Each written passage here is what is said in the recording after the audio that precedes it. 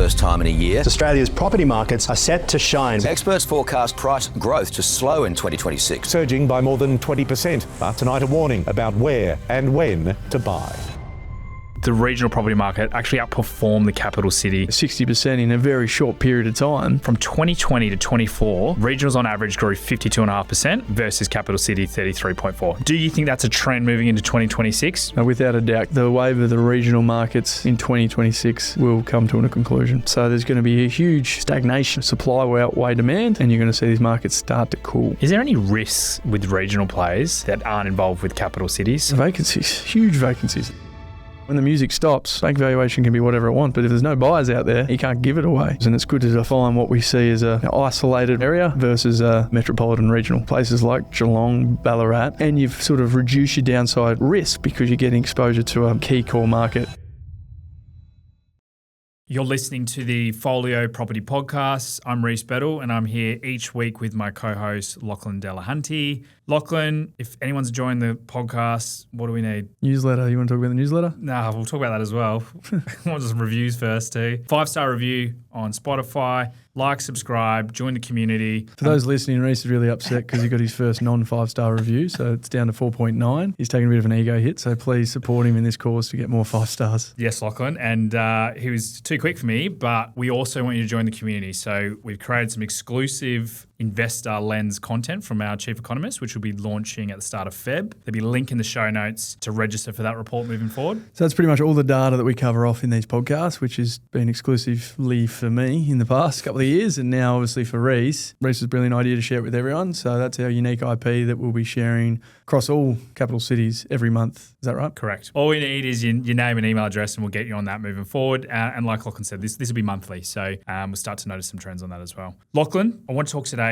about regional versus capital cities. Pretty topical at the moment. Very, very topical. Since COVID, the regional property market actually outperformed the capital city in Australia. And it did so during COVID as well. I don't know if you recall, but during COVID, if we had around the grounds, It was particularly Victoria regional markets. That is for 45, evidence up to 50% during that COVID period. So they've been running hot for some time. Interesting, because looking at the data that CoreLogic, they do a quarterly regional report. So if those haven't checked it out, Google that. It's a fascinating read. From 2020 to 24, regionals on average grew 52.5% versus capital city 33.4. Now this is a national average, so obviously we know cities move in different cycles. So looking at Perth, for example, that would have well outperformed the medium average. But on average, fascinating uplift there from a regional versus capital city. It is, and it's no surprise when you look at the affordability issues that have happened in each state and the wave of buyers agents or investment advisors across Australia. Regionals, as we know, as a business, are much easier to buy in than capital cities. So there's a lot of reasons for this growth. What's the main reason someone would buy an investment property in a regional versus capital city? So the reason these markets have run, I think COVID had a lot to do with that. People wanting to get out of the cities, right? So that's why we're seeing a large portion of growth, because no one will be in lockdown in Melbourne or Brisbane. It's like, let's get lifestyle. Yep.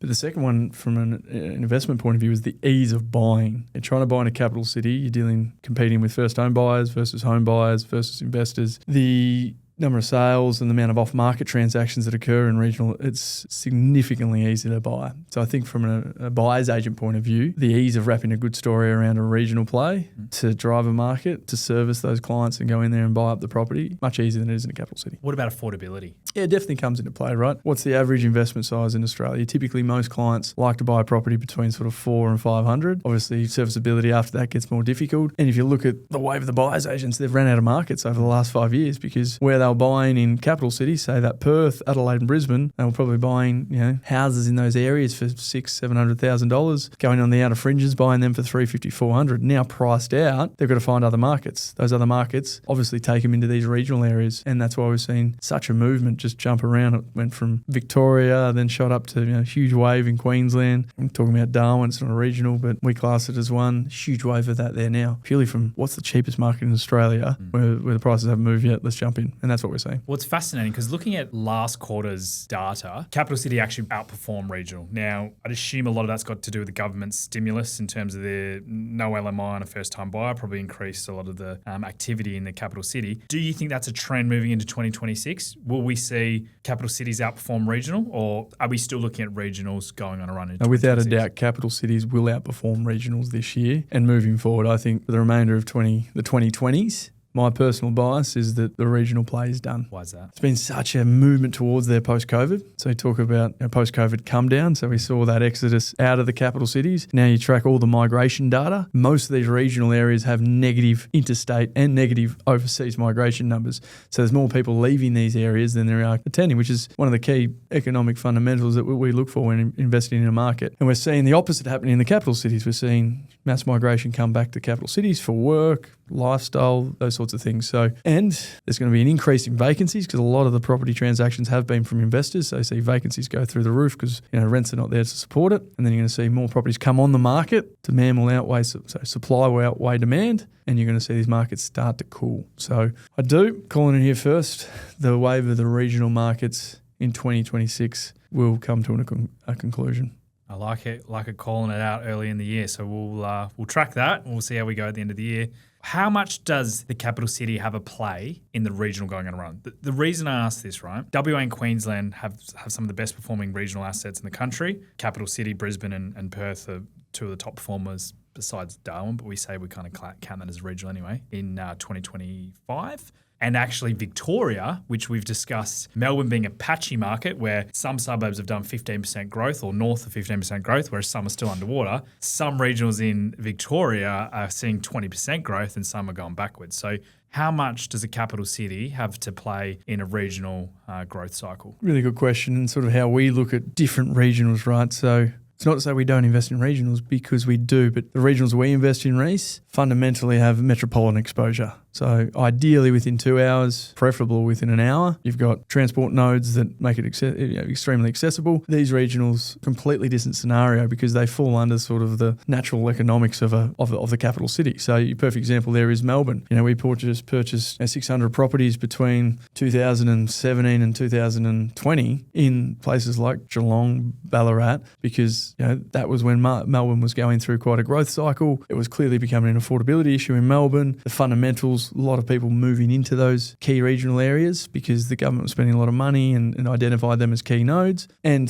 their accessibility to Melbourne is within an hour and a half, depending on where you are, Geelong or Ballarat. So that's a fantastic case. And same is true for Perth. We bought 300 or 400 properties in the Rockingham area. For those listening on the East Coast, that's an hour south of Perth CBD. So again, a train line that has great accessibility, fantastic coast there. So there's a clear link between that regional and the capital city. Where I'd be concerned in those same markets of other regionals would be an example such as Geraldton in Perth. And we had Brendan Ptolemy come on the podcast talk about Geraldton. Look, that's one I would say is very speculative because it's 5 hours from Perth, thereabouts, right? So there's no key access to the metropolitan area. Another area in Victoria could be such as Mildura, very isolated area of Victoria. So these are places, just be cautious, and it's good to define what we see as an isolated regional area versus what we call sort of a metropolitan regional. Your favourite word, Reece, that you made up. I do like the metropolitan regional. Okay, you've done two really good examples there. Rockingham in WA or close proximity to Perth. You mentioned Geelong compared to Melbourne in 2017. When they go on a run, are they going on a run at the same time as the capital city or before or after? Typically after, not always. Like every cycle runs a different course. And again, it comes down to supply and demand in these sub-markets as well as population growth. So what's driving that? And typically there's going to be an industry that might be driving some activity. And we've spoken about that about different areas, and that's another podcast to what's driving these sub-markets. But typically after, because it becomes an affordability pinch, you see a capital city market run. Great example was Brisbane between sort of 2017 and 2022, ran extremely hard. And then we started to see a lot of value in comparison to the house prices in Brisbane and Toowoomba. The data start to really improve in Toowoomba, and the prices between Brisbane house prices and Toowoomba had never been so vast. So there's a clear opportunity that we started to see value in that region that's it's an hour and a half from Brisbane CBD, great access nodes and a growing economy there. So we took extremely strong position and fortunate for our clients, that market grew 60% in a very short period of time, within 2 or 3 years. And that's what you can often see. Trying to pick the patterns and the micro data sets for some of these regionals that do have close proximity to capital cities, because they can jump very, very quickly. And because momentum is already built in that capital city, and that might have taken a few years. You look at Perth, it took sort of 4 or 5 years to build momentum. Brisbane took 5 or 6. Adelaide took 4 or 5. In that scenario about Melbourne and Geelong in the sort of mid 2010s, Melbourne took 3 or 4 years, and then Geelong sort of went whack within 3 years, did 60% of growth. So that's why they can be fantastic markets to get exposure to, because they can move quite quickly, and you've sort of reduced your downside risk because you're getting exposure to a key core market that what we deem as sort of A-grade exposure. Yeah. You've mentioned there a lot on the infrastructure and the nodes, I guess the accessibility to a major hub. What about when we're looking at the history of a capital growth, I guess, for that area? Is there anything we should be looking at from a regional perspective? Certainly, and then it comes back to the long-term compounding growth of that area. Like a key regional, there's sub-markets within markets. So there's suburbs within these regionals that have produced 6.5% growth since 1980. That's where we want exposure. So less volatility. They've had typically consistent growth over long periods of time, not saturated with access land. So we often talk about that, ideally landlocked suburbs, because that's your risk in regional. You only need 1 or 2 larger developments to potentially oversupply the area. So looking at the building approval numbers as well as commencements versus completions, and really importantly, the local economy, what jobs are in the area, because that's really going to drive a lot of the activity or the migration into that core regional. We were actually had an investment committee a couple of weeks ago, and we were looking at a couple of regional plays, and some data sets looked exactly alike. And from a amateur investor or even some of these groups that are pushing certain areas, the numbers look good from an investment standpoint. Yeah, let's talk about Tasmania. We went through this in depth. Well, yeah, okay, it was Tasmania, wasn't it? So I believe it was Hobart. We were looking at Hobart versus Geelong. Yeah, looking at the fundamentals and comparing like for like on the data sets. Correct. And what were the data sets that were marrying up? So what you want to see typically to enter a market early is a period of stagnation. And what was similar between Hobart and Geelong, they'd gone through the same stagnation period. They've been soft now for about 5 or 6 years, which is, if you look at history and time, markets never run forever, right? You go through growth phases, and in A-grade core areas, you typically don't see falls in prices, or if you do, it's quite minor. So it's typically growth phase followed by stagnation, growth, stagnation. So it was good to see that, from an opportunity standpoint, that rents have risen in both markets, which is fantastic, typically an early indicator, and prices have stagnated. So we're starting to see in these markets, it's actually becoming cheaper to buy than it is to rent. So typically an early indicator that these markets may start to change. And there was a couple of key fundamentals or data sets that we saw a key difference with. What were they? So my biggest concerns and the push around Hobart has been coming for some time. I think there's some investment groups there that have been investing heavily in Tasmania, particularly Hobart and Launceston. Migration risks. What drives demand? Fundamentally is population growth, be that interstate or overseas migration. And on both metrics, from an interstate migration, more people are leaving Tasmania than moving to Tasmania, which it had a bit of a COVID sugar hit, because those that want to get out of Melbourne, Tasmania's pretty close, moved down south and now going back. So it's losing more interstate migration. And it's getting very modest, but some overseas migration into Tasmania. But when you class as a regional for the visa purposes, then people come to Australia, they have to go to regional, and Tasmania is one of those. Though it is getting some overseas migration, but it's losing more people than it's gaining. That's a huge concern for me. It doesn't matter how cheap it is or how undersupplied it potentially is. If more people are leaving an area than coming, then that for me is a long-term concern.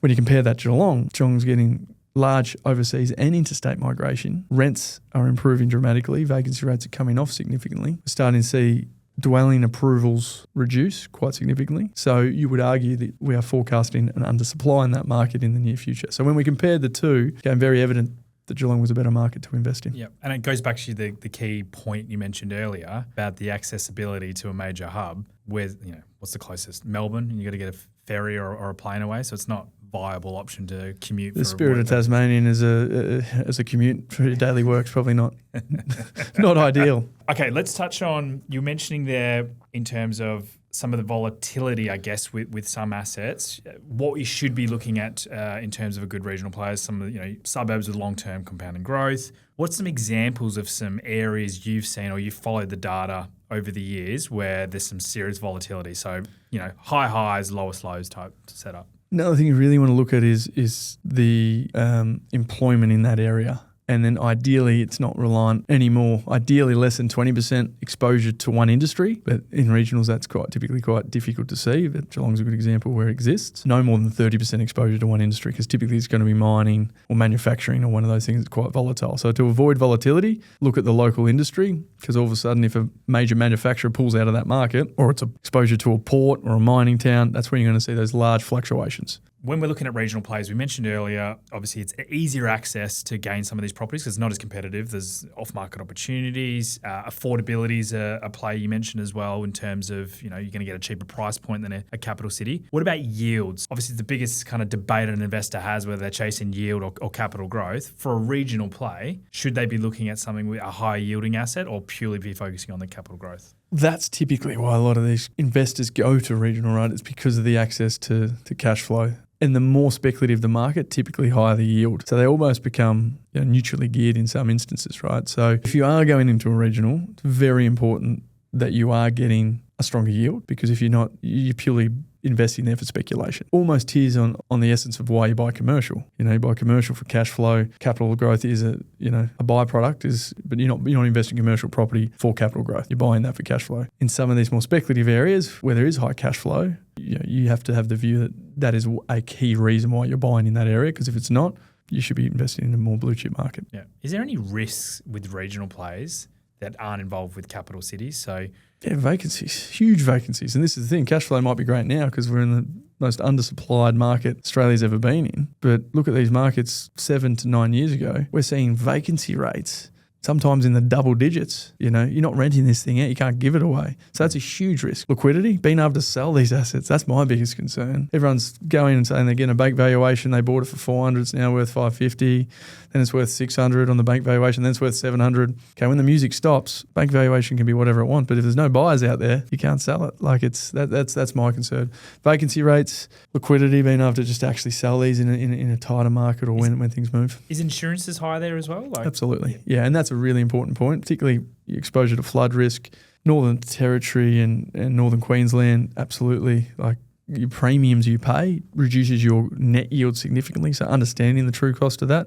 Your gross yield, so what your gross yield is typically whatever your rent is annualised, then divided by what you pay for the property. Your net yield is after all costs. So you take out your property management fees, your land taxes, all those things. It's what your true really take-home money is. You'll find on these things sometimes your gross yield might be 7%, sometimes 8%, but your net yield might be 3% because your insurances are so much higher. Yeah. And the cost to hold properties is significantly higher because obvious reasons, weather, ACs, older properties, regional towns typically, harder to get trades, those sorts of things. Yeah. And most people, I don't think, are looking at that net yield position. All they're hearing is the gross yield position. And, we get it as a business where we're getting people after this 6-7% yielding asset, which, if you're looking at it from a net perspective, that's going to be 10% or something like that. And it's going to be in these higher risk areas, which typically isn't what an investor should be going for. Yeah, no, not at all. And lots of portfolio reviews we're doing, we're getting clients constantly trying to get these out of their portfolio. And often,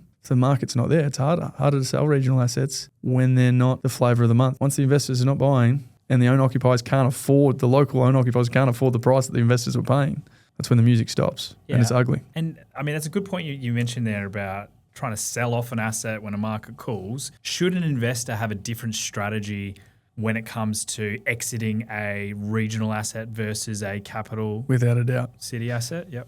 You're never going to pick the top of the market, but certainly when there's FOMO in the market and things are flying, that is the time to get rid of your regional. That's why in the last 9 months, Reece, I've sold all my regional assets out of the portfolio. They've continued to rise, yes, and I know that, and they'll probably continue to rise for another 6 months. But I've sold them, and someone's paid big dollars to buy them because I know when the music stops, and I don't know when that's going to stop. Anyone that tells you that is lying. And these are speculative regional assets, not the ones exactly. closer to hubs. Yeah. It's much better to sell before the top of the cycle than after, because after there's no buyers. Before, everyone wants a piece of it. So yeah, I've sold some assets likely prematurely, but they've done well. They've served their purpose in the portfolio, like I spoke about previously on the podcast. It's not always about just you're never going to always pick the bottom and the top. But if you've got a strategy in mind and you stick that strategy, well, as long as your fundamentals are strong and you're getting uplift, you're selling maybe 10 or 11 on the cycle instead of 1 o'clock, then it's serving the purpose of my portfolio. Yeah. Lachlan, you've bought speculative assets. You just said there you're selling off in the next 6 months, or you have 100%. sold in the last 6 months. You've obviously met with thousands of clients over the years who have probably had these in their portfolio. Does anyone get a regional asset for a long-term hold, or is it purely that short to medium-term strategy to get the uplift? Unless it's got exposure to capital city, and then there's a case to keep that in the portfolio, they're typically just stepping stone assets. And my advice is typically for them to treat them as that, because when a market, so if you look at a capital city, when they stagnate, like I said, the example there, Geelong, Melbourne, we're talking 4 to 5 years in stagnation. Even the likes of a Hobart, 4 to 6 years in stagnation.